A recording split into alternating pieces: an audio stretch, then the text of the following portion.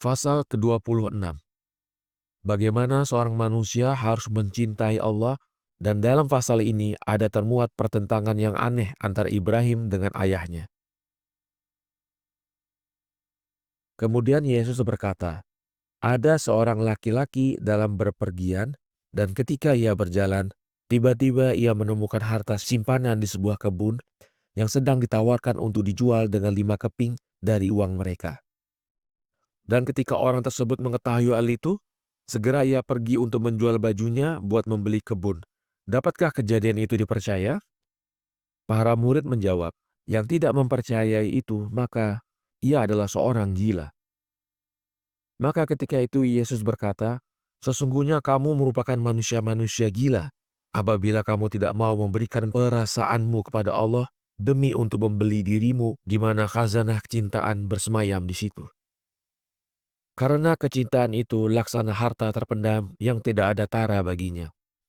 Barang siapa mencintai Allah, maka Allah akan menjadi untuk dia. Dan barang siapa Allah menjadi untuk dia, maka segala sesuatu akan menjadi kepunyaannya. Petrus bertanya, katakanlah wahai guru kepada kami, bagaimana seorang harus mencintai Allah dengan kecil dan yang murni? Maka Yesus menjawab, sungguh kukatakan kepadamu, barang siapa yang tidak bersedia untuk membenci ayah, ibu, hidup, anak-anak, dan istrinya demi untuk kecintaan pada Allah, maka orang seperti itu tidak layak untuk dicintai Allah. Petrus bertanya, ya guru, telah tertulis dalam kitab wahyu Allah dalam kitab Musa, hormatilah ayahmu agar engkau hidup lama di bumi. Kemudian dia berfirman pula, akan terkutuklah seorang anak yang tidak taat kepada ayah dan ibunya. Dan karena itulah Allah memerintahkan agar setiap anak yang durhaka semacam itu wajib dirajam di depan pintu negeri dengan kemarahan khalayak ramai. Maka bagaimanakah engkau menyuruh kami untuk membenci ayah dan ibu kami? Yesus menjawab, tiap perkataan dari uraianku adalah benar. Karena itu bukanlah daripadaku, tetapi daripada Allah yang telah mengutus aku kepada keluarga Israel. Dari itu kukatakan padamu, bahwa segala sesuatu yang kamu miliki adalah karunia Allah kepadamu. Manakah di antara kedua perkara itu yang lebih berharga? Karunia itu ataukah yang mengaruniakan? Maka apabila ayah atau ibumu atau selain dari keduanya itu menjadi penghalang bagimu untuk berkhidmat kepada Allah, maka lemparkanlah mereka seakan-akan mereka lawan-lawan. Bukankah Allah berfirman kepada Ibrahim, keluarlah dari rumah ayah dan keluargamu. Kemudian, marilah untuk mendiami tanah yang kuberikan kepadamu dan keturunanmu.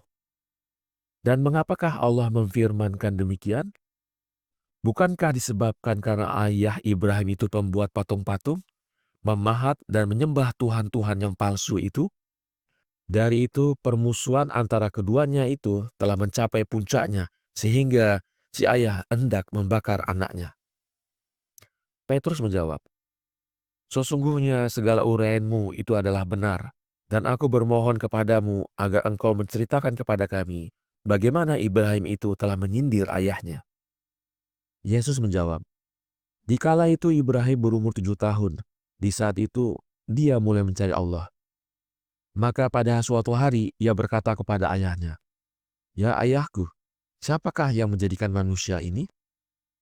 Ayah yang dungu itu menjawab, manusia, karena aku telah membuat engkau dan ayahku telah membuat aku. Maka Ibrahim menjawab, ya ayahku, persoalan itu tidaklah demikian. Karena aku pernah mendengar seorang tua yang meratap sambil mengatakan, ya Tuhanku, mengapakah aku ini tidak kau beri anak-anak? Ayahnya menjawab, ya anakku, sesungguhnya Allah itu membantu manusia untuk membuat manusia. Akan tetapi dia tidak meletakkan tangannya dalam hal itu.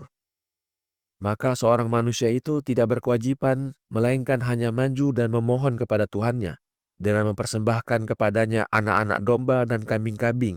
Niscaya Tuhan akan membantu dia. Ibrahim bertanya, di sini ada beberapa Tuhan bagimu, wahai ayahku? Orang tua menjawab, tidak dapat dihitung jumlahnya, wahai anakku. Lalu ketika itu Ibrahim bertanya, apa yang harus kuperbuat, wahai ayahku? Apabila aku berkhidmat kepada satu Tuhan, sedang yang lainnya mau berbuat jahat kepadaku, karena aku tidak berkhidmat kepadanya.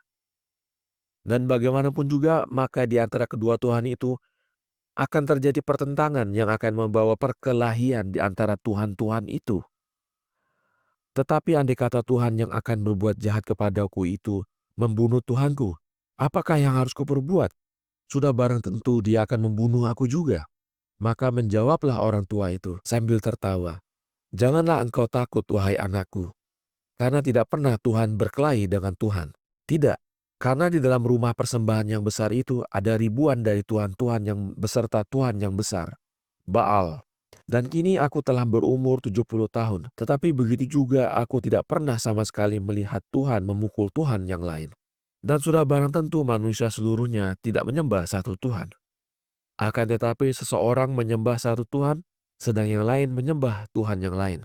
Ibrahim menjawab, "Jika demikian, maka tentunya ada kerukunan di antara mereka itu." Ayahnya menjawab, "Ya, ada." Maka di saat itu Ibrahim mengatakan, "Wahai ayahku, benda apakah yang menyerupai Tuhan?"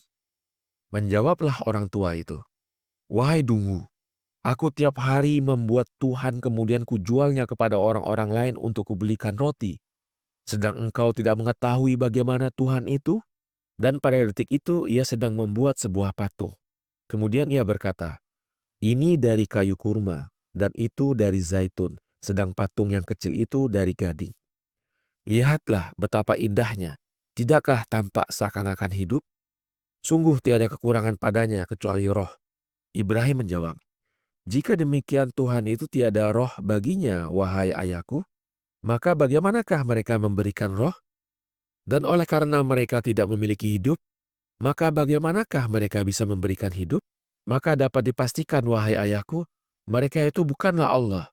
Karena ucapan ini, marahlah orang tua itu. Katanya, "Andai kata engkau sudah sampai umur di mana engkau dapat membedakan sesuatu, niscaya kubelah kepalamu dengan kapak ini. Tetapi diamlah engkau, karena engkau tidak mempunyai akal." Ibrahim menjawab, "Ya ayahku, jika Tuhan-Tuhan itu membantu membuat manusia, maka bagaimanakah manusia dapat membuat Tuhan-Tuhan? Dan apabila Tuhan-Tuhan itu terbuat dari kayu, maka membakar kayu itu adalah suatu dosa yang besar. Tetapi katakanlah kepadaku, wahai ayahku, mengapa setelah begini banyak engkau membuat Tuhan, sedang Tuhan-Tuhan itu tidak membantu engkau untuk membuat anak yang banyak, supaya engkau menjadi manusia terkuat di dunia ini?" Maka marahlah si ayah ketika mendengar anaknya bertutur demikian.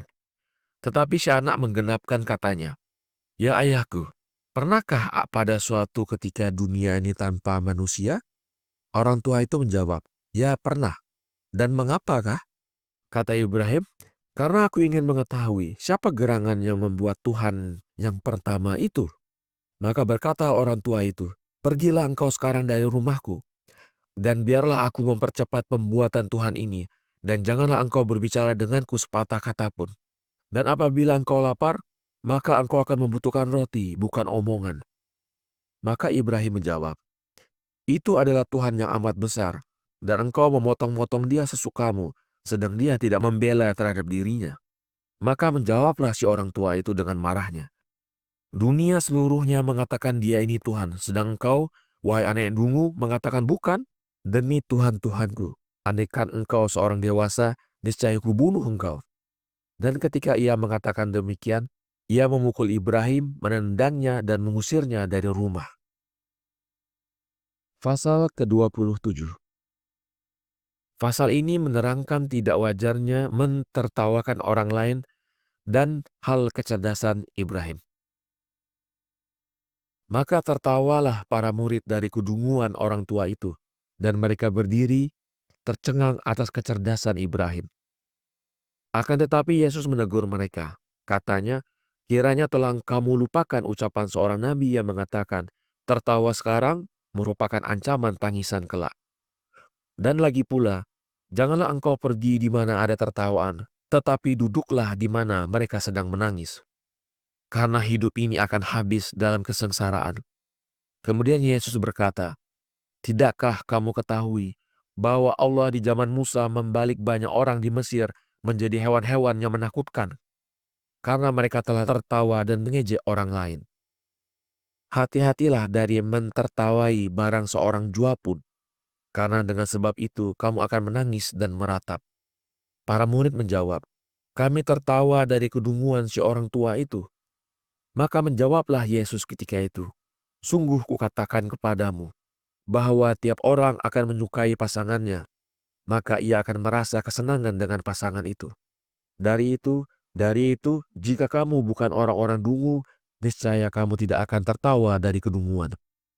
Mereka menjawab, hendaknya kami dikasihani Allah. Kata Yesus, hendaknya lah terjadi demikian. Pada waktu itu Filipus menanyakan, wahai guru, bagaimanakah peristiwa ayah Ibrahim dikala ia hendak membakar anaknya? Yesus menjawab, ketika Ibrahim berumur 12 tahun, pada suatu hari berkatalah sang ayah kepadanya, besok adalah hari raya semua Tuhan. Dari itu kita akan pergi bersama ke rumah peribadatan yang besar dan membawa persembahan untuk Tuhanku Baal yang besar itu. Kemudian engkau bisa memilih untuk dirimu sebuah Tuhan. Karena engkau telah sampai pada umur yang memberikan engkau wewenang untuk memilih Tuhanmu bagi dirimu sendiri. Maka dijawab oleh Ibrahim dengan menyembunyikan sesuatu rencana, kudengar dan kutaat, wahai ayahku. Maka pergilah ia pagi-pagi sekali ke rumah peribadatan itu sebelum semua orang. Akan tetapi Ibrahim membawa sebuah kapak yang disembunyikannya di dalam bajunya. Maka ketika kedua orang tua masuk ke rumah peribadatan, sedang para pendatang kian bertambah, maka Ibrahim telah menyembunyikan dirinya di balik sebuah arca di bagian yang gelap di dalam rumah peribadatan itu. Dan ketika ayahnya pulang, ia mengira bahwa Ibrahim telah mendahuluinya ke rumah. Dari itu, ia tidak tinggal untuk mencarinya.